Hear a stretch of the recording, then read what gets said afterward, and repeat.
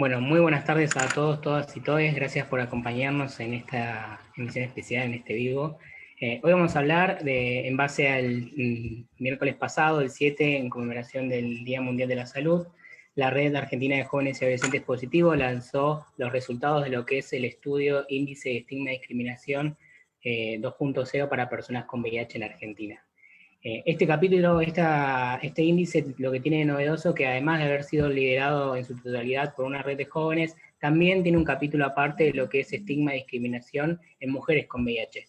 Entonces hoy invitamos a tres excelentes compañeras que admiro para poder hablar un poco de los resultados de lo que es el índice y cuáles son las metas, ¿no? Cómo vamos a continuar las organizaciones de la sociedad civil para hacer que estos números cambien. Tenemos con nosotros, hoy en día a Mariana Diácono. Ella es feminista, trabajadora social y coordinadora nacional de la red, coordinadora nacional de la Comunidad Internacional de Mujeres con VIH. Buenas tardes, Mariana, ¿cómo andás?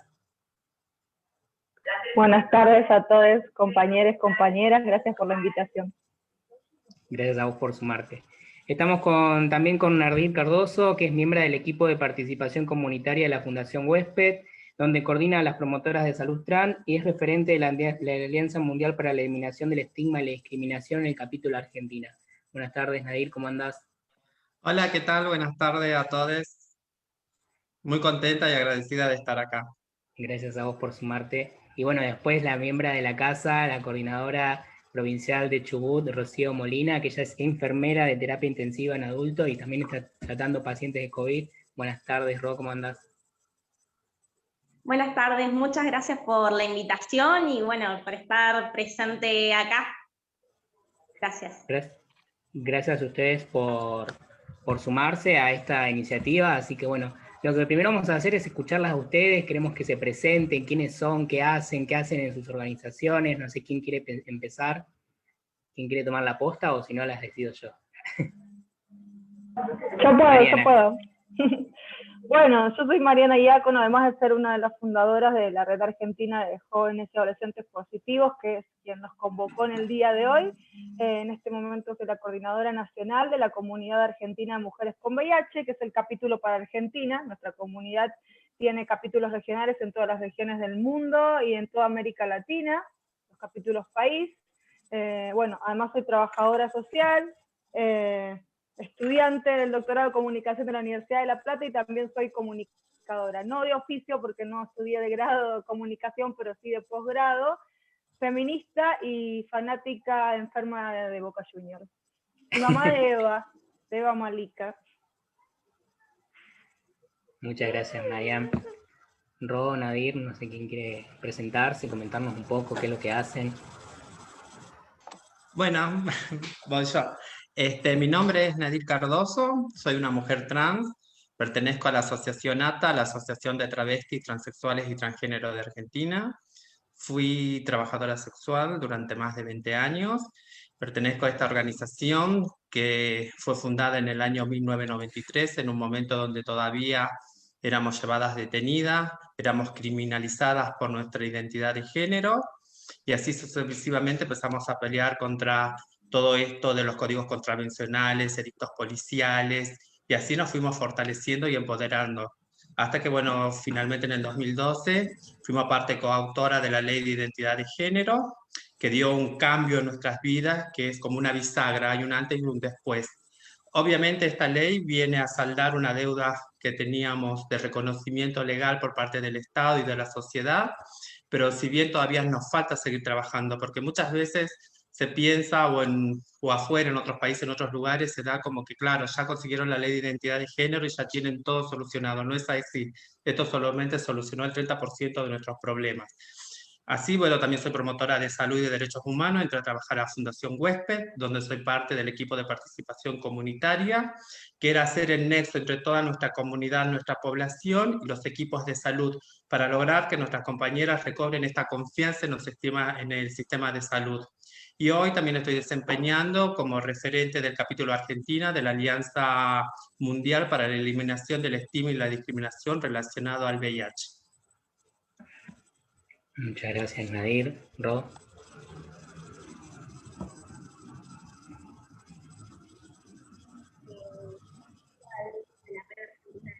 adolescentes positivos.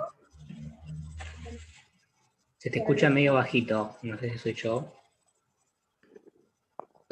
A ver, voy a acercar el celular. ¿Ahí se escucha Ahí. bien? Perfecto. Bueno, vuelvo a repetir. Soy coordinadora provincial de Chubut. Pertenezco a la Red Argentina de Jóvenes y Adolescentes Positivos. Soy enfermera, trabajo en el área de terapia intensiva de adultos. Y bueno, la organización lo que hace es llevar contención a los pares, y sobre todo esto de activismo, y ayudar a que las personas positivas también puedan transitar su diagnóstico. Y así terminé siendo visible, coordinadora provincial. Fue un encuentro y me motivaron y terminé así. Directamente yo no era visible para nada, súper cerrado con el diagnóstico, lo contrario a lo que me y haber quedado así, la verdad. Gracias, Ro. Ten cuidado que a veces se escucha medio bajito, no sé dónde tenés el celu. Bueno, como mencionamos anteriormente, este índice lo que tiene particularidad que se armó un capítulo especial para mujeres. Esto es innovador, nunca antes se había realizado ninguno de los más de 30 países que ya se realizó, así que somos pioneros en algo más, pero la idea es que estos números no queden ahí, sino que después con estos números ir a reclamar a quienes hacen las políticas públicas, ¿no? A los distintos niveles de cada estado, para que estos números bajen este estigma de la discriminación. Si bien en la Argentina hay 2,3 personas, hombres, diagnosticados por cada mujer diagnosticada, sabemos que el estigma, la discriminación que sufren las mujeres en Argentina es mucho más elevado que los varones, por una cuestión también de la sociedad patriarcal en la que vivimos. Así que no sé si ustedes en algún momento de sus vidas han vivido algún tipo de estigma, algún tipo de discriminación o han sido excluidas por vivir con VIH, ¿no? Si nos quieren contar un poquito. Yo tipo la alumna, la estudiante ñoña que quiere contestar primero.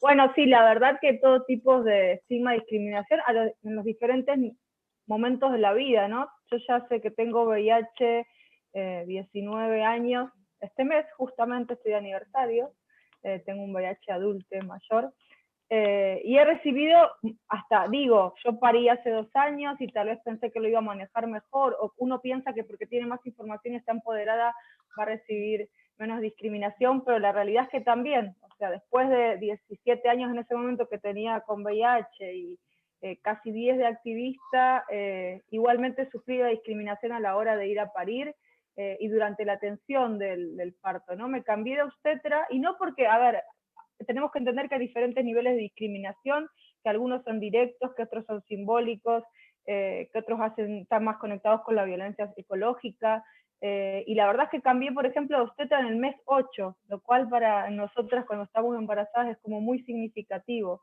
decidir cambiar en ese mes cuando estás a punto de parir. Y después discriminaciones a la hora de buscar un trabajo en el ámbito laboral, en el ámbito de nuestra privacidad en términos de derechos sexuales, muchas digo, y eso también ayudó para que sufriera más o para que me empoderara más y supiera cómo aprender a decir que tengo VIH o cómo no decirlo. No te imaginas hasta que no tenés el diagnóstico y lo comenzás a decir qué puede pasar con esa otra persona. Entonces un montón de situaciones de discriminación en momentos que uno nunca imagina en la vida, como no sé, estar desnuda en la cama, y estaba todo bien y en un rato se pudrió todo porque vos dijiste que tenés VIH. Entonces la verdad que sí, después de parte de amistades, los primeros tiempos, o sigue pasando hasta el día de hoy cuando uno lo dice, solo en la cara, la gente no tiene que decir algo concreto o hacer, a veces con un gesto de la cara ya estás sintiendo la discriminación. Así que viví múltiples y en diferentes momentos de mi vida y en diferentes momentos míos en términos de empoderamiento. Por suerte puedo compartirlo con muchas otras mujeres del país en mi organización y en otras organizaciones para que puedan tener herramientas a la hora que llegue ese mal momento de la discriminación para las mujeres con VIH.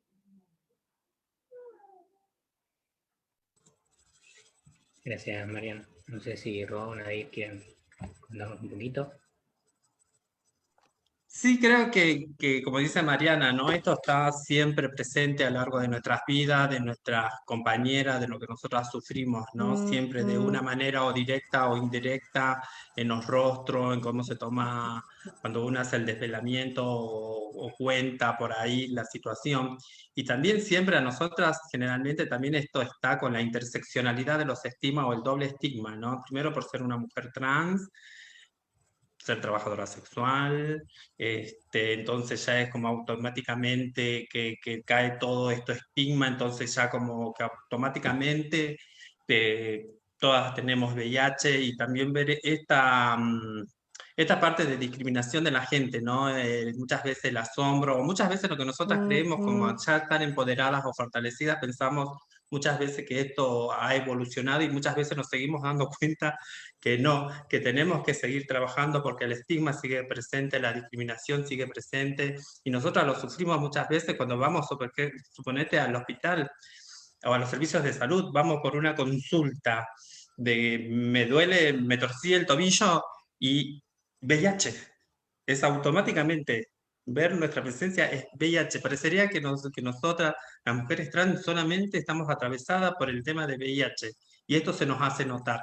Así que el estigma y la discriminación que sufrimos es constante, a pesar de que pase el tiempo, de que luchamos por esto, pero creo que en esto está el desafío de seguir trabajando. Tal cual. Sí, de hecho el estudio evidencia que 2 de cada 10 mujeres trans han sufrido estigma de discriminación en los ámbitos, en reuniones sociales y demás, solo por su condición de ser mujer trans y vivir con VIH. Así que es como el doble o el triple estigma, digamos, cuántas cruces vamos a llevar. Como Ro.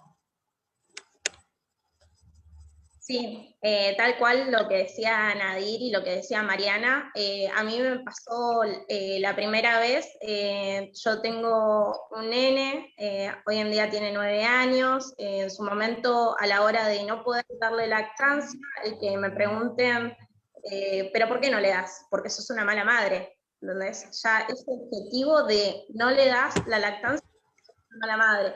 Y no poder decir, no, yo quisiera darle, pero, a ver, me están diciendo que no puedo. ¿Y por qué no puedo? Si estoy indetectable. Y ahí va toda una cuestión también, después me pasó laboralmente, mi primer preocupacional, VIH, y ¿por qué no puedo ser enfermera? Si yo quiero ayudar a la gente, ¿por qué no me lo permite hacer? Estoy indetectable, sí. Cuando voy al infectólogo me dice, ¿puedes tener una vida normal? No, pero yo salgo a la calle, la sociedad misma me está diciendo que no puedo tener entonces una vida normal. Entonces yo creo que el estigma viene desde ya el núcleo familiar, a veces los amigos sin querer o sin tener el conocimiento, lo vemos en toda la sociedad, en el ámbito laboral, esto de que también a la hora de que yo di mi diagnóstico positivo, tener colegas a los que les indignaba un poco este sentido de decir, tengo que trabajar ahora con alguien que sé que es positivo, ¿no? Entonces como, no, mira, no sé, está manipulando una aguja, está manipulando, pero a ver, es lo mismo que estás haciendo vos y yo estoy teniendo los mismos cuidados que las otras personas. Y bueno, y un montón, enfrentarme creo que a un montón de cosas que le tuve que dar pelea, incluso ahora con el COVID, el poder decir, bueno, no soy persona de riesgo, estoy indetectable, y también vivir con ese miedo de decir, bueno, ¿qué pasa? No, yo voy a tener la misma protección que todos, y bueno, y también comprobar esto, ¿no? Que somos personas también y que llevamos una vida completamente normal. Tal cual lo que decís, Ro. Bueno, el estudio también evidenció que la mitad de las mujeres con VIH dudó en algún momento hacerse el test de VIH por miedo a la discriminación. ¿Ustedes han dudado en hacerse el test de VIH por miedo a la discriminación? ¿Han escuchado de historias de alguna compañera, de alguien que dice, no, yo no me quise hacer el test de VIH por miedo a que me discriminaran por ser positiva o por miedo de que me discriminaran el hecho de poder ir a acercarme al centro de salud para poder hacerme el test? ¿Seguimos como en una ronda así o...? Dale. ¿Te gusta ser primera? Somos diversas. No, a mí no me pasó, porque en realidad ni tenía en la cabeza hacerme el test de VIH. Entonces también tenemos que tener en cuenta esa variable, como no es solo el miedo a hacérselo, sino que no lo tengamos en la cabeza por la falta de educación sexual integral, en todos los niveles de educación. El miedo es después del test de VIH y también cómo interviene en nuestras vidas, ¿no? Pero no tuve como un temor a hacerme el test. Sí, fue el día antes de ir a buscar el test el miedo a que dé positivo, porque también como los días de espera yo no pensaba que había alguna chance de que me dé positivo, entonces estuve súper tranquila. El día antes sí me agarró como, bueno, ok, ¿qué pasaría si da positivo? Y de hecho sentí que iba a dar positivo como un ratito antes de llegar a buscar el resultado, pero no miedo antes porque yo creo que no, me faltaba educación sexual integral.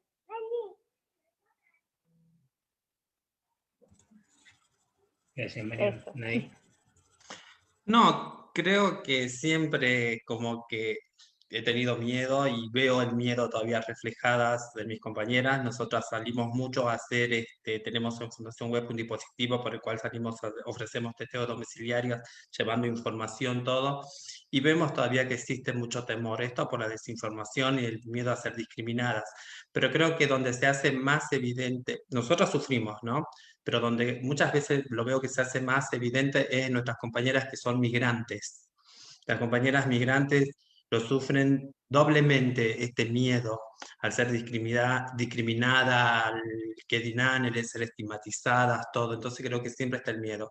Y como dice siempre hubo un miedo, este cosquilleo que te da cuando ibas a hacerte el test, ¿viste? De cuál es el resultado. Yo me acuerdo mis primeros test allá por el año 89, 90, que realmente era mucho más fuerte porque realmente era otro momento de esta epidemia, ¿no? Del VIH. Y, por ejemplo, los primeros, me acuerdo, me habían salido unas alopecias así en el cabello, todo eran de los miedos. Pero creo que siempre está presente el miedo, pero creo que es muchas veces también debido a la desinformación, muchas veces que hay, ¿no? O muchas veces hay información, pero sigue estando el miedo porque una ya en la mente tiene todo este tema de la discriminación que la vive cotidianamente. Tal cual. Ro. Yo me realicé el testeo en el 2011, justamente porque estaba embarazada, como de rutina. Tampoco no me lo esperaba el diagnóstico, me llamaron para pedirme más muestra de sangre y en ese momento que me llamaron y me dijeron que vuelva a ir a la clínica, dije sí, me dio positivo, algo me lo intuía. Jamás pensé, jamás se me pasó por la cabeza, creo que no hubiese ido sola a hacérmelo, pero justamente por la falta de educación sexual que tuve y el solo hecho de que las personas heterosexuales no tenían VIH. No se veía en ese momento, en el 2011, y con falta de educación sexual, ¿no? Era como que si tenías otra orientación sexual, y bueno, sí podías tener VIH, pero si eras heterosexual, no, ¿por qué ibas a tener VIH? Ese era el planteamiento, entonces no se veía algo como de rutina mandar o educar a las personas a realizarse un testeo cuando ya estaban en activismo sexual, e incluso jamás mi ginecólogo, cuando yo empecé a tener relaciones, jamás mi ginecólogo me dijo de hacérmelo. Sí, pasa esto, ¿no? También, por ejemplo, yo cuando dije que era gay, mi médico me mandó a hacer un test de VIH, a nadie le habrá pasado que solo por ser mujer trans ya test de VIH y quizás si sos mujer cis no, al menos que digas que sos trabajadora sexual, pero si no ni te lo ofrecen, entonces es como, bueno, ¿por qué estigmatizar a una población o a un colectivo solo por su orientación sexual o por la decisión de cada uno? Es la realidad, lamentablemente. Bueno, el estudio también demostró que el 57% de las mujeres que ven con VIH dicen que no tienen sus necesidades básicas insatisfechas, digamos que no llegan a fin de mes. ¿Por qué creen que pasa esto? ¿Esto es general en toda la comunidad, en todas las mujeres, o solamente está más arraigado a las mujeres con VIH? No, yo creo que es también una intersección del general de las mujeres, ¿no?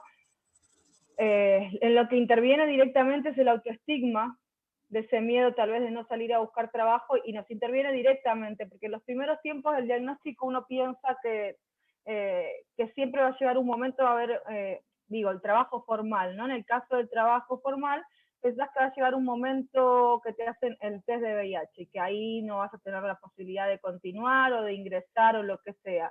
En el caso del informal también afecta, ¿no? Porque bueno, esto de ir a buscar medicación o si me siento mal o si empecé a tomar medicación.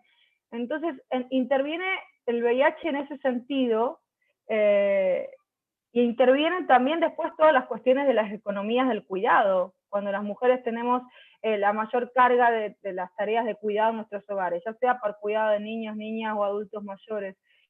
Entonces, claro que interviene. Cuando hay más de una persona en la familia que tiene VIH, también por lo general recae en las mujeres la tarea de hacerse cargo, ¿no? Como la coordinación del cuidado de la salud, de ir a buscar remedios, medicación para todos, de hacer las citas médicas, de hacer el acompañamiento.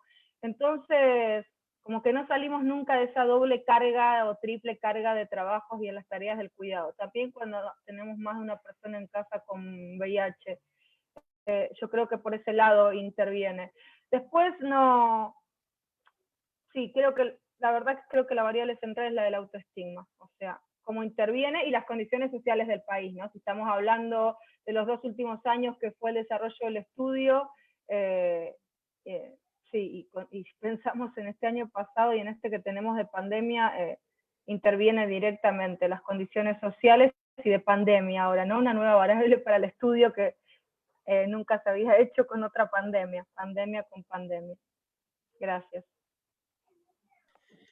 Sí, creo que nosotras, bueno, estamos atravesadas ya, obviamente, creo en una parte general, la interseccionalidad de esto, de lo que hablamos, ¿no? Más allá de ser una mujer trans, de no tener la gran mayoría un acceso a un trabajo formal que esté registrado. La pandemia lo que hizo también es volver a visibilizar la precariedad en la que vivíamos, lo que nosotras veníamos denunciando, ¿no? El no acceso a un trabajo formal, el no reconocimiento de los derechos laborales para las trabajadoras sexuales, el seguir con toda esta parte de doble estigma por ser mujer trans, trabajadora sexual, vivir con VIH, también muchas veces de esto de ir a alquileres, donde por ser mujeres trans tenemos que pagar el doble, que para una persona cisgénero pagas, suponete, 10.000, 15.000 pesos, a sos trans, 20.000, 25.000, siempre es el doble. Y eso sumado al autoestigma, a los miedos que tenemos, hace que muchas de nuestras necesidades obviamente no estén cubiertas. Creo que nosotras, si vamos a un estudio más profundo, creo que el número 57 sería como muy bajo si hacemos realmente en nuestra comunidad cuáles son las personas que tienen sus necesidades básicas insatisfechas. Creo que nuestros números serían mucho más altos, ¿no? Pero ya como te digo, más allá del VIH, ya sería en algo general de lo que nos pasa a nosotras como población trans. Y creo que esto está basado en todo este sistema de sociedad machista, patriarcal, sexista, que es como que nos cae encima. Y bueno, esto dificulta realmente que podamos llegar a fin de mes. Muchas de nuestras compañeras vuelven todas estas cosas de miedo, ¿no? Nosotros, por ejemplo, cuando empezó el tema de la pandemia, esto de venir a los hospitales, de trasladarnos para recibir la medicación, ya las compañeras ya no querían moverse, las que vivían en provincia y tenían que venir a Buenos Aires por el miedo a ser paradas por la policía, al ser violentada esta violencia institucional. Así que creo que es como un combo de muchas cosas que obviamente inciden en que nuestras necesidades estén insatisfechas.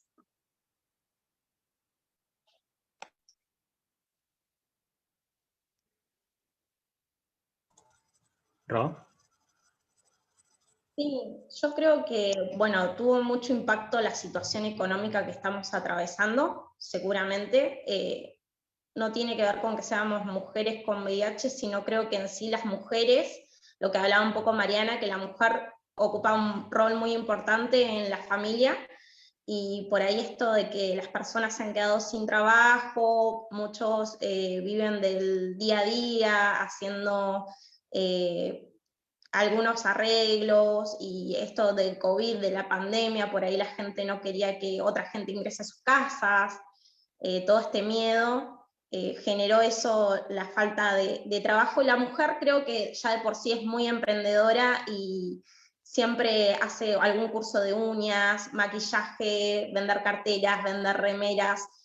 Siempre noto en eso en la mujer que es muy emprendedora, siempre trata de salir adelante con lo poco que tiene, y creo que eso de la pandemia fue lo que puntualmente marcó el no poder llegar con las necesidades básicas. A mí me pasa teniendo un trabajo fijo, me deben un sueldo, trabajo en el hospital regional de la provincia y todavía me deben un sueldo, y hace un mes me debían 3 sueldos. Entonces, soy sola con mi nene y también me costó muchísimo, y a compañeras solas con sus hijos también. Entre todos nos ayudamos y con donaciones de las personas. Pero creo que es una situación bastante dura para todos en general.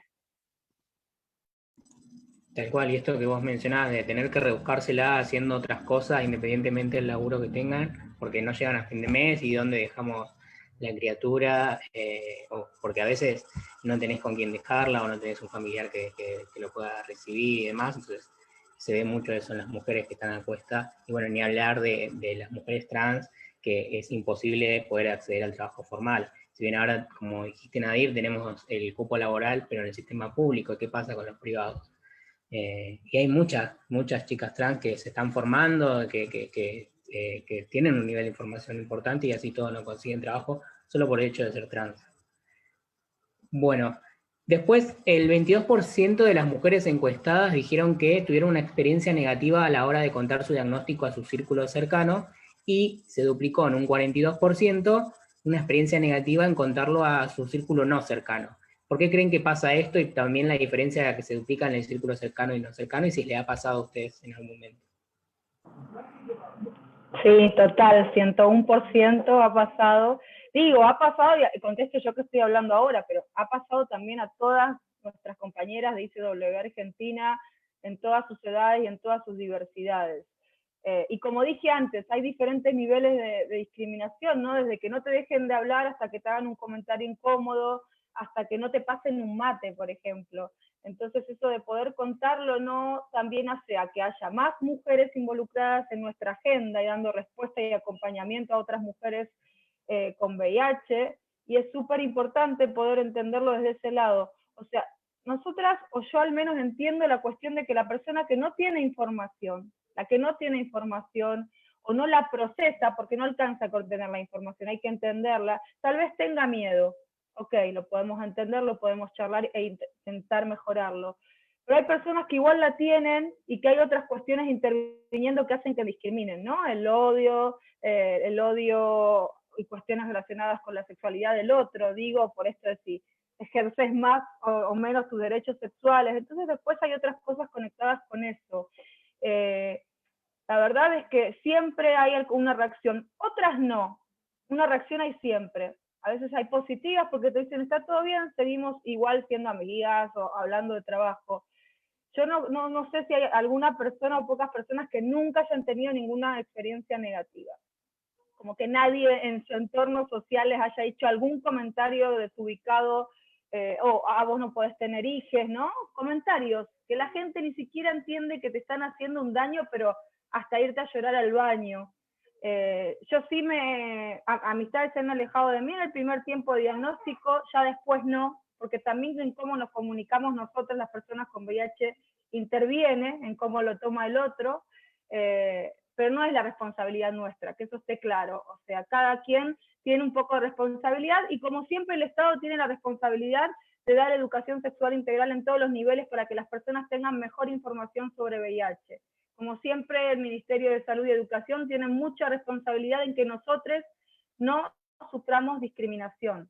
Ahora, claro, la persona en su casa, viendo una novela o tomando un mate, también tiene su porcentaje de responsabilidad en tener siempre un poquito más de información, porque podemos tener familiares que ni siquiera se atreven a contarnos por ese temor a que las hagamos sentir mal. Es súper importante que todo el tiempo busquemos una información nueva o actualizada que tenga que ver con VIH, porque además va cambiando la información.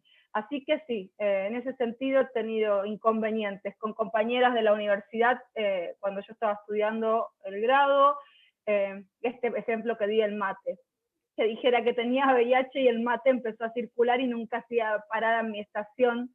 Y dije, ¿qué pasó? Que desde que conté que tenía VIH el mate no paró más acá, y mi compañera se puso súper colorada y me pidió disculpas.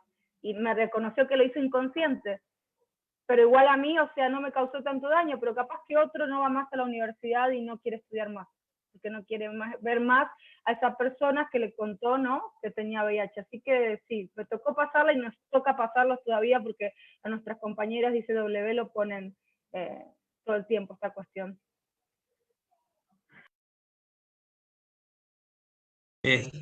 Sí, sí, siempre creo que hay estas situaciones negativas, ¿no? Y cuando decías, Mariana, lo del mate, parece que es tan simbólico para nosotras acá en Argentina, eso de que si te pasan el mate o no te pasan el mate, si vivís con VIH, ¿no? Creo que eso está siempre, siempre como presente. Y creo que, bueno, los entornos quizás en las familias, también hay familias que como que están como qué sé yo, no sé, el amor, la contención hace que quizás, pero muchas veces recae, como dice Mariana, muchas veces como la responsabilidad en una misma, ¿no? Porque una misma me parece que todo el tiempo tiene que estar como enseñando, brindando información, se tiene que hacer cargo de esto, de estar ya como esto del estima anticipado, ¿no? Como que vos ya sabés qué es lo que vas a pasar, entonces como que empezás a brindar información, ¿no? De esto que no se transmite, del igual ahí ahora que empezamos a trabajar en dar esta información, porque siempre existe este miedo y estas cosas negativas. Creo que por eso falta todavía implementar todo lo de esto, lo de la educación sexual integral, faltan campañas, creo que no se ven campañas de hace mucho tiempo. Creo que esto tiene que seguir existiendo para seguir brindando información. Nosotras como comunidad trans, te digo, seguimos con este gran miedo a las personas que no son cercanas, por eso ahí se ve como el doble, ¿no? Porque ahí es como que el miedo, el odio que tienen, la transfobia de fondo, todo esto hace que caiga, que como que les da la excusa perfecta que ellos están buscando para hacernos este daño, ¿no? De comentarios que realmente duelen y lastiman. Así que bueno, creo que las experiencias negativas todavía nos siguen atravesando y para eso es necesario seguir pujando para que la educación sexual integral, por ejemplo, en las escuelas sea realmente efectiva y se lleve a cabo adelante.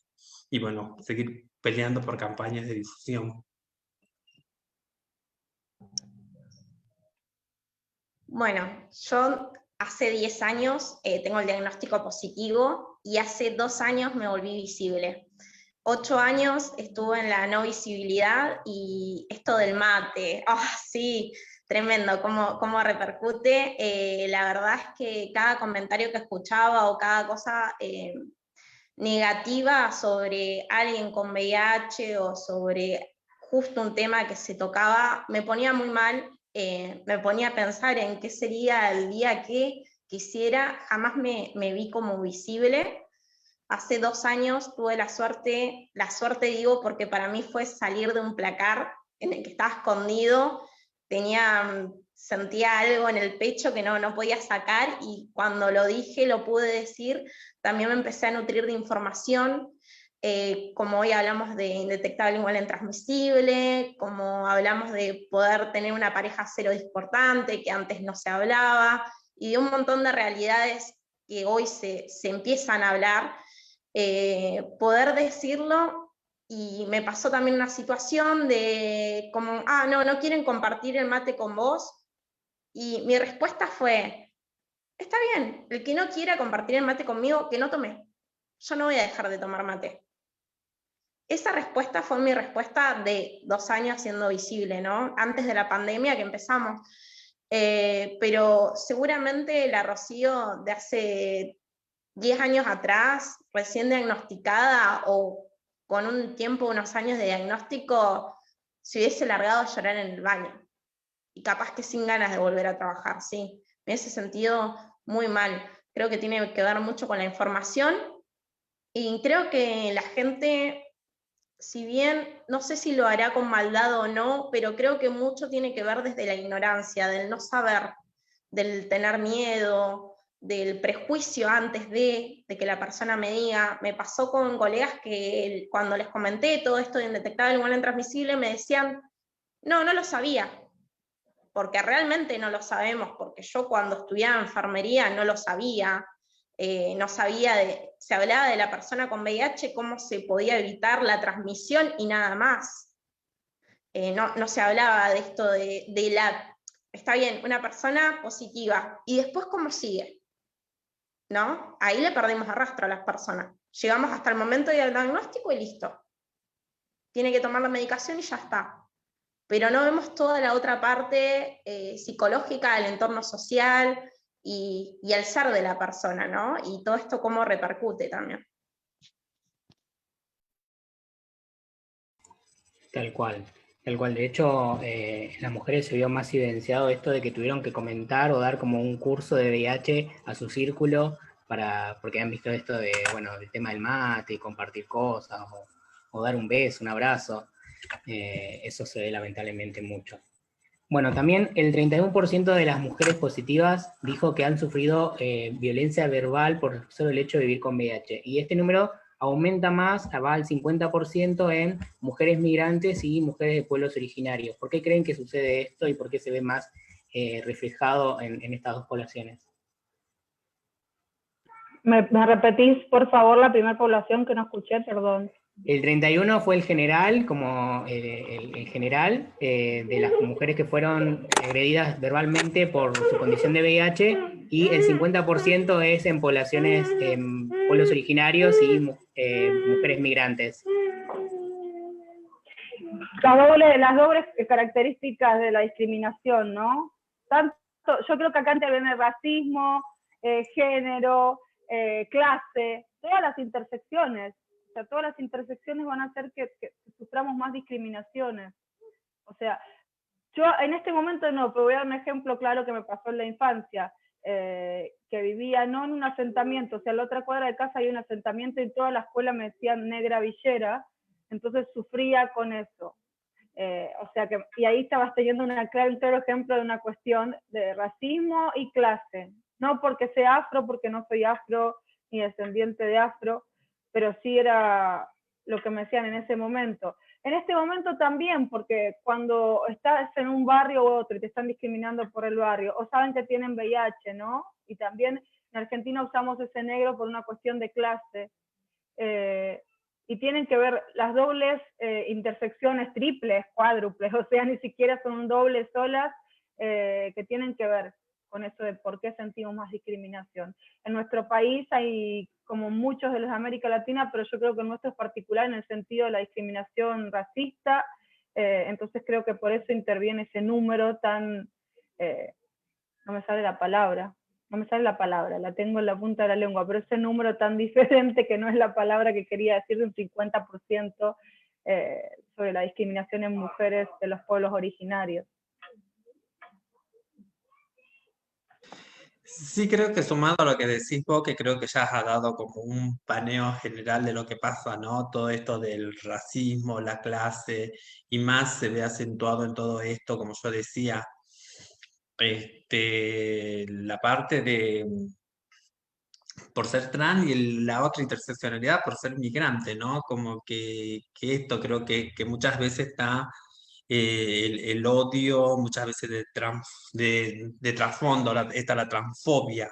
Por eso muchas veces en el caso, por ejemplo, de nosotras como mujeres trans, creo que nosotras hemos sufrido, seguimos sufriendo muchas veces eso, el grito ese de muchas veces cuando nos quieren hacer el daño, el grito desde un auto, cuando estamos paradas por ahí trabajando en un lado y que pasan y el puto sidoso, ese grito que resuena por ahí, ¿no? Creemos que falta mucho, hay muchas personas, así como hay personas buenas también, porque también tenemos que decir que hay personas que acompañan, que se brindan, que tienen información y que nos acompañan hasta la otra parte, ¿no? Como la doble cara que seguimos pasando. Pero creo que sí hay todavía mucho racismo, esta parte de diferencias de clase, diferencia de dónde sos, diferencia de dónde estás parada, la nacionalidad que se ve tanto en las compañeras, por ejemplo, en Constitución, las compañeras que están en la parte de ONCE, de Liniers, trabajando en las zonas de trabajo sexual, se ve toda esta violencia, pero creo que está asociada a todo esto al racismo. que sigue siendo muchas veces que como que nos creemos superior esto del negro, ¿no? Que incluso pasa, en Buenos Aires pasa con las poblaciones que son migrantes internas también, porque no es necesariamente muchas veces ser migrante, o sea, externa, sino nos atraviesa también lo de migrantes internas, el ser el morochita, el ser matrigueña, el no ir con los estereotipos, ¿no? Que por ahí muchas veces la sociedad nos impone o no nos muestra cómo tendríamos que ser o nos quiere imponer. Pero bueno, es toda una desconstrucción que tenemos que ir haciendo.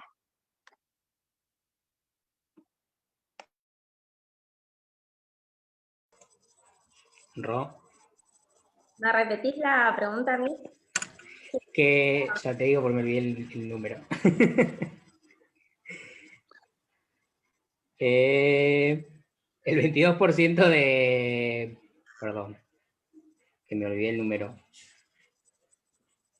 Bueno, es el 50% de las mujeres migrantes y las mujeres de pueblos originarios sufrieron violencia verbal por vivir con VIH y el 21% de las mujeres en general. El número general es 21%.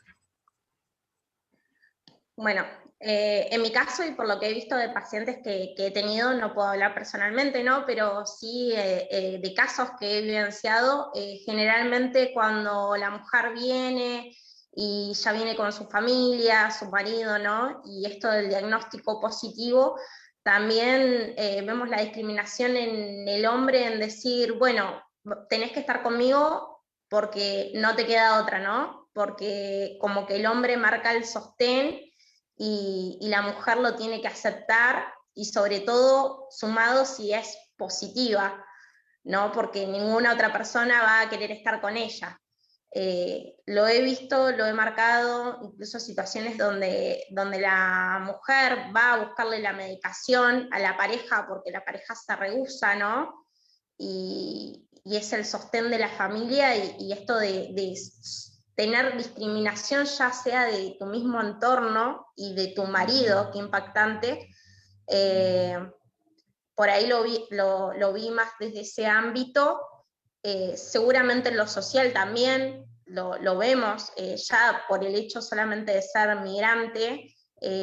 Justamente mi hermana trabaja en migraciones, así que por ahí vamos contando estos casos, o ella me ayuda con personas migrantes que tenemos que también vienen por acceso a medicación, y generalmente he tenido siempre respuestas positivas y tratando de ayudar a esas personas que vienen. Pero sí me han contado un montón de casos de estigma que sufrieron, y esto de no poder contar el diagnóstico o no querer contarlo, ¿no? Porque se suma más la violencia, creo que se suma el doble. Muchas gracias, Ro. Vamos a leer unos mensajitos que nos ponen acá. Bueno, Catalina dice que es muy alta las 1001 formas de discriminación ante la visibilidad de diagnóstico positivo. Y Juliana dice que visibilizar sana la discriminación y la ignorancia la combatimos con información.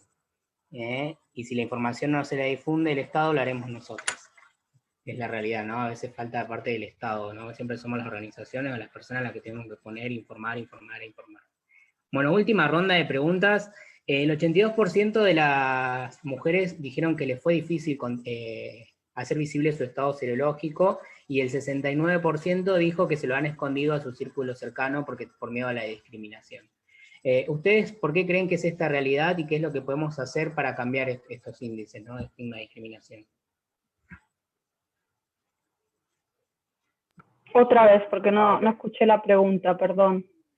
El 82% de las mujeres afirmaron de que fue difícil contar su estado serológico, y el 69% de que han escondido su diagnóstico a las demás personas. Y la pregunta es por qué creen que sucede esto y qué es lo que hay que hacer para cambiar estos niveles de estigma y discriminación, ¿no? En base a todo lo que hablamos esta tarde. Sí, y justamente lo que nos convoca, ¿no? Estigma y discriminación.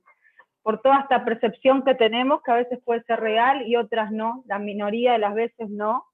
Las mujeres decidimos no contarlo. Además que cuando ya sabes que alguien está teniendo comentarios clasistas, racistas, esto de si las personas son promiscuas o no, que es un concepto que no existe, o que hablan mal de alguien que tiene VIH y todas esas cosas, vos decís, mejor no lo cuento. O sea, por lo general sabemos, ¿no? Con las personas que convivimos, nuestros círculos familiares y todas esas cuestiones. Entonces, cuando ya uno conoce el círculo donde se mueve, decide no contarlo. Hay algo, vamos a destacar algo positivo, porque estuvimos nombrando muchas cosas negativas, y muchas veces la cuestión positiva de tener VIH es que nos hace encontrarnos con otros tipos de personas que tal vez sin el VIH no aparecerían en nuestra vida. Las personas de las redes con VIH. Un minuto que estoy teniendo una cuestión acá, no tengo más. Hay una boquita y está pidiendo otra, Eva. Entonces es algo que hablamos mucho en las redes de personas con VIH. Esto de, tal vez nosotros no nos encontrábamos nunca si no era por el virus. Entonces, dentro de lo malo de no contarlo, y a veces que nos hace separar de unos círculos con personas que queremos porque ejercen estigma y discriminación, no tienen información o no quieren procesarla, también trae algo positivo que tiene que ver con conectarnos con otras personas que tal vez nunca nos encontramos en la vida. Eso, para no seguir con mi interrupción. Gracias, María. No, creo que, a ver, yo ahora tengo acá una pregunta. Chicas, ya es viernes y ya.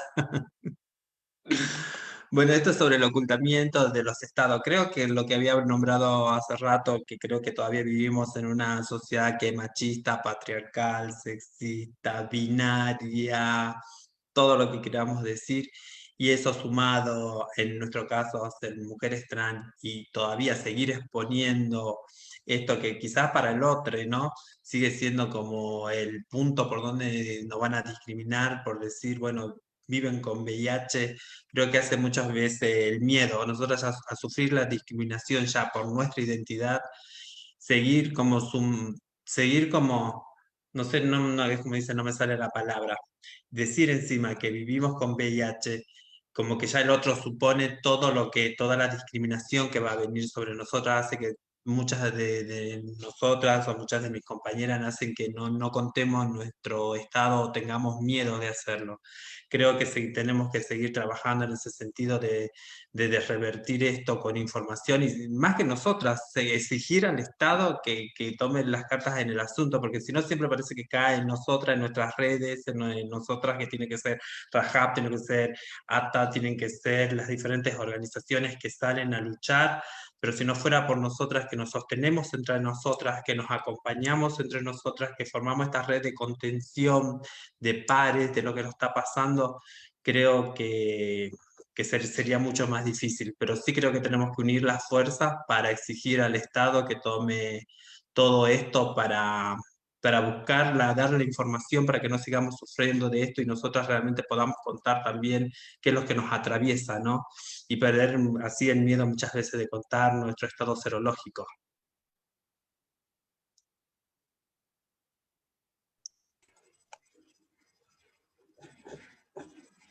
¿Ro? ¿Digo yo? Sí. Bueno, creo que una de las primeras cosas por las cuales no contamos nuestro diagnóstico, obviamente, es por el miedo a la reacción de la otra persona. No sabemos cómo va a reaccionar, si nos va a insultar, si nos va a agredir, física, verbalmente, psicológicamente. Primero eso, creo que la reacción de la persona, pero además de la reacción, sino que uno tiende, primero cuando recibe un diagnóstico positivo, y lo hablo en mi caso particular, a autodiscriminarse, ¿no? Esto de decir, de sentirse mal solamente por ser positiva. Después uno, obviamente, va aceptando el diagnóstico, va teniendo un proceso, pero muchas veces los primeros en discriminarnos somos nosotros. Entonces, queremos que la gente nos acepte cuando nosotros en el primer momento eso nos impactó. Creo que está bueno el poder contar el diagnóstico, primero porque sana, después porque lo he evidenciado. Yo estuve un año sin tratamiento y conocí la red, pero estuve un año sin tratamiento. Cuando conocí a pares que justamente vivían en mi ciudad, en mi provincia, ellos fueron los que me levantaron y me dijeron, no dejes, no, o sea, seguí, y me dieron el ánimo de seguir, ¿no? Yo justo me rechazaban del preocupacional, estaba sin trabajo, no sabía si iba a poder ser enfermera, estaba muy depresiva, había terminado con mi pareja, fueron muchas cosas que sumaron y me dijeron, ¿por qué quiero seguir? ¿No? Y poder encontrar un grupo de contención que me levantó, eso me ayudó muchísimo. Y tuve una paciente, justo también 27 años, en donde ella tampoco no le decía a la familia su diagnóstico, y una de las cosas por las cuales no tomaba la medicación era porque dormía en la misma pieza que su hermana. Entonces no la podía tomar. Y un año de medicación, hoy no está, lamentablemente. Eso creo que fue una de las cosas que me reafectó, ver cómo mujeres jóvenes con VIH, no solo mujeres, ¿no? Personas con VIH, ver que se van por no acceder al tratamiento y tal vez por no tener la información. Y nada, yo me siento muy identificada porque veo la Rocío que antes de que conozca la red, un año sin tratamiento. Entonces siempre digo, esa pudo haber sido yo. Gracias, por suerte, me encaminé y la vida quiso que me cruce, que encuentre la red, ¿no? Ingresé yo por una ayuda legal y me terminaron brindando contención y amor, que era lo que yo necesitaba y en ese momento no lo quería ver. Creo que nos ayuda. Yo por suerte pude no solo aceptarlo y entender e informarme, sino que hasta hacerme visible y decir, bueno, no quiero que ninguna mujer, que ninguna otra persona pase por esto, por esta situación que yo pasé de discriminación y de estar sola. Gracias, Ro. La última pregunta y yo las libero. ¿Qué es lo que hace falta a la Argentina para bajar los índices de estigma y discriminación hacia las mujeres con VIH? ¿Qué necesitamos? Bueno, punto one, más educación sexual integral, más información. Y digo, educación sexual integral es una cosa en las escuelas y un taller específico de VIH, porque a veces nos pensamos que educación sexual integral es algo como generalísimo, y muchas personas, docentes, dan clases, organizaciones que llegan a las escuelas, bueno, en la época, estoy hablando antes del COVID, ¿no? Llegando a las escuelas, daban talleres que eran de ESI, y no siempre ESI abordan VIH, entonces por eso quiero decir, nos hace falta más educación sexual integral, incluida VIH. Nos hace falta tener más recursos para que nuestras organizaciones, que son expertas en trabajar talleres de prevención e información y en VIH, puedan llegar a todos los ámbitos, no solo los educacionales, porque hay un montón de jóvenes, adolescentes y personas que no están en los ámbitos educativos. Entonces nos hace siempre falta recursos que las organizaciones no tenemos y estamos militando con cero recursos.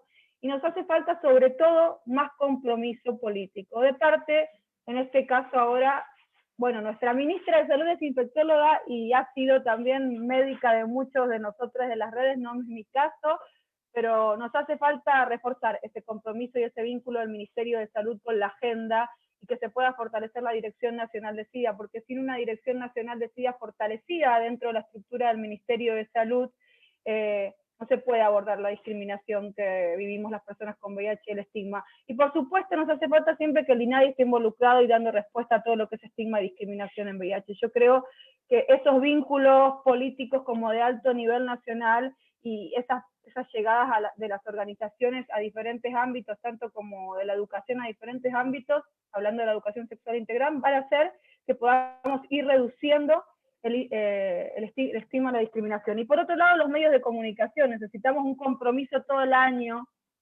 no solo el 1 de diciembre, para que se puedan ir abordando en diferentes fechas la cuestión de discriminación y estigma. Tenemos el 28 de mayo, que es el Día Internacional por la Salud de las Mujeres con VIH, y esperemos que nuestros medios, además de trabajar violencia o aborto ese día, puedan trabajar también VIH y mujeres con VIH, estigma y discriminación. Muchas gracias.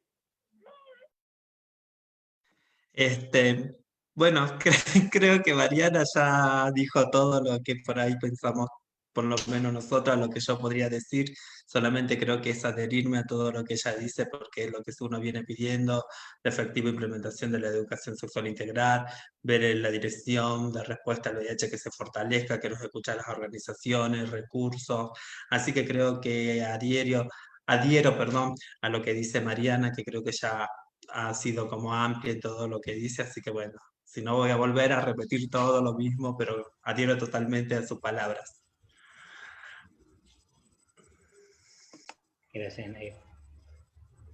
Bueno, yo creo que es un compromiso que esto tiene que ir de la mano y lo hacemos entre todos.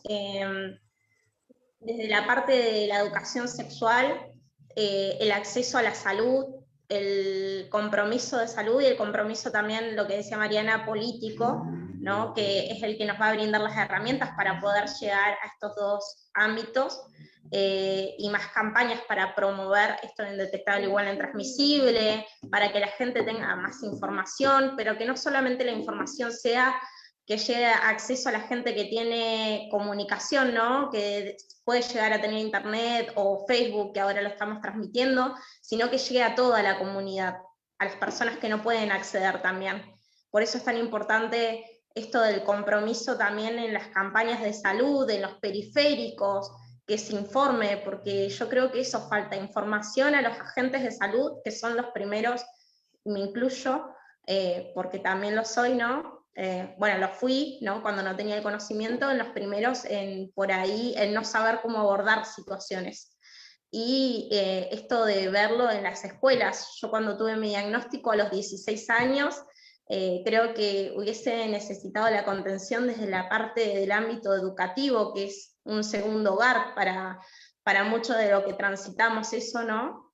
Y no lo fue, no lo tuve ahí, no tuve esa contención en el ámbito escolar, y que vemos que la mayoría de los diagnósticos también se dan en adolescentes que están en periodo educativo o ya sea en la universidad. Creo que es un compromiso que lo hacemos y que se necesitan todas estas conexiones para poder lograr a reducir el estigma. Gracias, Ro. Lo último, ya las libero, chicas, que sé que tienen su agenda bastante ajustada. Mariana, si nos querés contar un poquito qué es la nueva ley y la parte especial de mujeres que se viene trabajando desde el Frente Nacional, te lo agradecería. Sí, tenemos, bueno, por suerte tenemos artículos específicos que abordan la cuestión de la discriminación a las mujeres con VIH, sobre todo en el ámbito de salud a la hora de ir a parir. Del último proyecto a este último que trabajamos el año pasado, nuestras largas sesiones domingueras con el Frente Nacional por la Salud de las Personas con VIH, realmente pudimos agregarle eso y también que estén los fundamentos de la ley. Entonces, realmente estamos muy satisfechas desde ICW y todas las compañeras que participan de todas las organizaciones en el Frente Nacional por la Salud de las Personas con VIH, de que pueda haber abordajes específicos en el tema de mujeres con VIH. Muchas gracias, Mariana. Y Nadir, si nos querés contar un poquito qué es la Alianza Global para la Eliminación del Estigma y la Discriminación. Bueno, la alianza nace en el 2017 con el trabajo de la Red Mundial de Personas que Viven con VIH, juntamente apoyada por ONU-SIDA, ONU Mujeres y el PNUD, y llegó el año pasado a nuestra región. En la región de Latinoamérica, la Coordinación General está haciendo la RETRASEC, la está llevando adelante, y logramos, hasta ahora son 2 países que se han adherido, que es Jamaica y Argentina. En su comienzo se logró la adhesión del Ministerio de Salud. Creo que acá tenemos ya un punto importante porque el Ministerio de Salud ya afirmó su adhesión al capítulo Argentina. La alianza lo que nos viene a proponer en esta primera parte es una guía que tiene de datos empíricos para la eliminación de todo lo que sea el estigma y la discriminación relacionado al VIH. En esta guía uno puede encontrar cómo funciona el estigma, cómo se genera, cómo es lo que producen las personas que viven con VIH, pero también nos trae una propuesta de que son recomendaciones y son datos empíricos que han demostrado cómo en otros países han dado unos resultados favorables para disminuir el estigma y la discriminación. Creo que es un complemento al índice del estigma y la discriminación. En el índice también, que yo lo estuve viendo, también hay unas recomendaciones que también están en la guía de datos empíricos de la Alianza Mundial. Creo que las dos vienen de la mano. Ahora actualmente nos encontramos trabajando, difundiendo una encuesta nacional, una consulta nacional, porque la guía nos propone trabajar sobre 6 entornos: el entorno de comunidad, laboral, salud, educación, justicia, asistencia humanitaria y emergencia.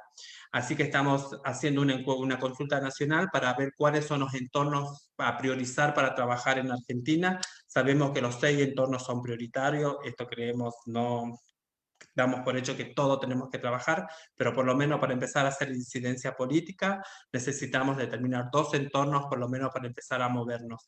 Así que después les vamos a compartir esta consulta nacional y creo que es la forma de trabajar todos en forma articulada. Lo que busca es que todas las organizaciones nos encolumnemos juntas a trabajar como un bloque, como un frente, que seamos todas, porque esto que creo que nos atraviesa a todas de una forma, el estigma y la discriminación creo que es en una forma interseccional. Así que bueno, estamos con esto trabajando y bueno, ya pronto les vamos a mandar las encuestas si nos ayudan con la difusión. Bueno, muchísimas gracias a la participación de las 3, por el tiempo, por lo que dijeron, la verdad, las admiro a las 3. Gracias Rocío, coordinadora de Rajab Chubut, gracias Mariana, coordinadora de ICW Argentina y cofundadora de Rajab, y gracias Nadir, referente de la Alianza Mundial para la Eliminación del Estigma y la Discriminación con VIH.